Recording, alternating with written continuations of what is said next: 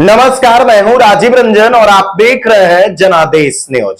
Nalanda police ने ईंट भट्टा मजदूर राजू रविदास हत्याकांड का खुलासा करते हुए घटना में शामिल 2 बदमाशों को गिरफ्तार कर लिया।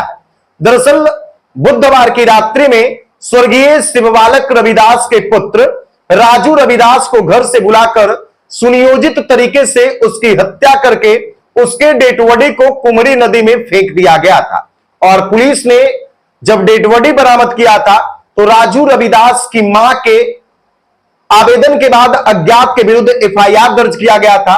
और पुलिस ने इस ब्लाइंड मर्डर केस की गुत्थी को सुलझाते हुए घटना में शामिल दोनों बदमाश को गिरफ्तार कर लिया है। दोनों बदमाश और मृतक घटना के पहले शराब पार्टी किए थे और बदमाशों ने सुनियोजित तरीके से राजू के सिर पर ईंट पत्थर से कूच कूच कर उसकी हत्या कर दी थी। शराब पार्टी करने के बाद उसकी हत्या करके उसके डेड बॉडी को फेंक दिया गया था। बाकी कैसे यह घटना हुई और कैसे इसका खुलासा हुआ वो हम आपको बता रहे हैं। पुलिस के द्वारा जो खुलासा किया गया है उसमें बताया गया कि मृतक ने पूर्व में शराब पीकर रोहित मोची के चाचा को गाली दिया था और इसी रंजिश में सुनियोजित ढंग से उसकी हत्या की गई। देखिए, हत्या के बाद जो दोनों बदमाश हैं वो मृतक के दाह संस्कार में भी शामिल होने गए थे ताकि पुलिस को कोई शक न हो। और दोनों बदमाश अपने घर में मोबाइल को रख करके वारदात को अंजाम दिया था ताकि पुलिस को कोई टेक्निकल एविडेंस भी उपलब्ध नहीं हो। और काफी ब्लाइंड केसेस था।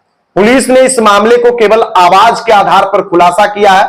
जो मृतक की मां को आवाज सुनाई दी थी उसी आवाज के आधार पर पुलिस ने संदिग्ध को हिरासत में लिया और जब कड़ाई से पूछताछ की तो संदिग्ध के द्वारा खुलासा किया गया कि उन्हीं लोगों के द्वारा इस हत्याकांड को अंजाम दिया गया है।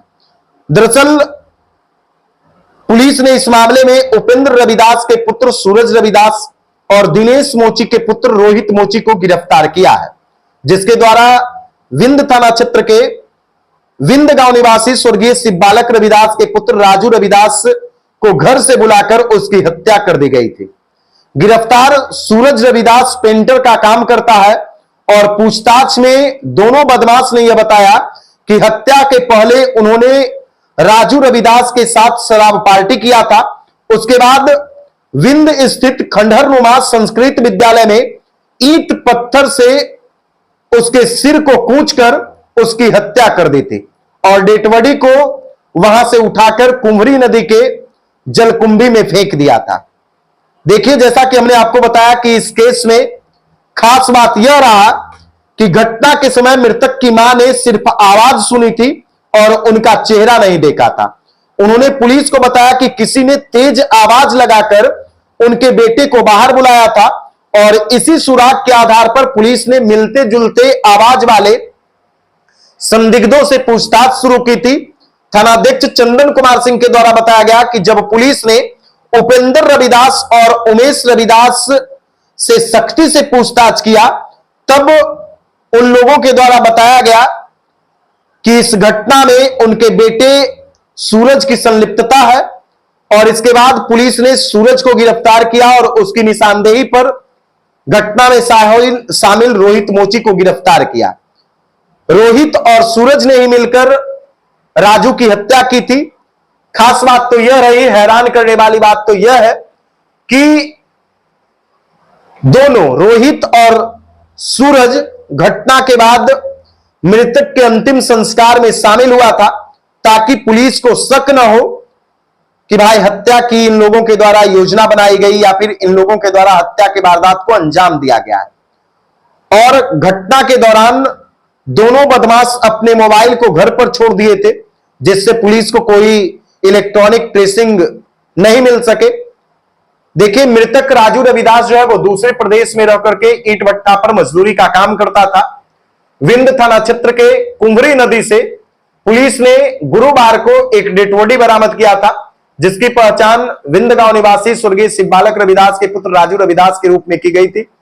और पुलिस के समक्ष मृतक के मां के द्वारा अज्ञात के विरुद्ध आवेदन दिया गया था और पुलिस ने इस ब्लाइंड केस का खुलासा करते हुए घटना में शामिल रोहित मोची और सूरज को गिरफ्तार कर लिया, क्योंकि सूरज के पिता को राजू ने गाली गलौज दिया था और उसी गाली गलौज के विवाद में उसने राजू की हत्या कर दिया और इतने सातिराना अंदाज में हत्या किया था कि पुलिस भी इस घटना के बाद हैरान थी और पुलिस को काफी मशक्कत करना पड़ रहा था इस घटना का खुलासा के लिए। लेकिन मां ने जो आवाज सुना था घटना के समय, जिस आवाज के सहारे घर से बुलाया गया था, उसी आवाज के सहारे पुलिस उन कातिल तक पहुंचती है जो इस घटना में शामिल थे। बाकी आप लोग पुलिस की इस कार्रवाई को लेकर क्या कुछ सोचते हैं, कमेंट बॉक्स में जरूर बताइए। वीडियो को ज्यादा से ज्यादा लोगों तक शेयर कीजिए। वीडियो देखने के लिए धन्यवाद।